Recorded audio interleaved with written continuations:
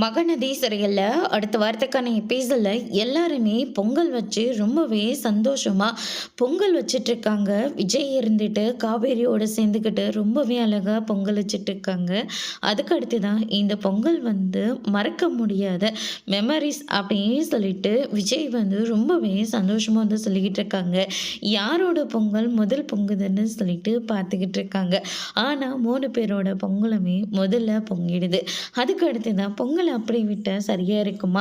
கயிறு இழுக்கிற போட்டி வைக்கலாம் அப்படின்னு சொல்லிட்டு நம்ம விஜய் ஒரு பக்கம் டீமும், இன்னொரு பக்கம் கிருஷ்ணா ஒரு டீமும் கயிறு இழுக்கிற போட்டியில கலந்துக்கிறாங்க.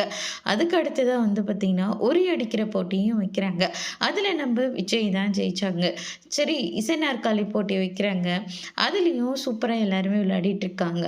கிருஷ்ணா மேலே நம்ம விஜய்க்கு வந்து டவுட் வர ஆரம்பிக்குது. அதனால நிவினை கூப்பிட்டு எனக்காக நீங்கள் ஒரு ஹெல்ப் பண்ணணும். எனக்கு என்னமோ இந்த முத்துமலை குடும்பத்து மேலே சந்தேகமாக இருக்குது. அதுவும் கிருஷ்ணா மேலே சந்தேகம் அதிகரிச்சுக்கிட்டே இருக்கு. அதனால கிருஷ்ணாவை நீ வாட்ச் பண்ணு அப்படின்ற மாதிரி விஜய் இருந்துட்டு நிவின் கிட்ட சொல்லிக்கிட்டு இருக்காங்க.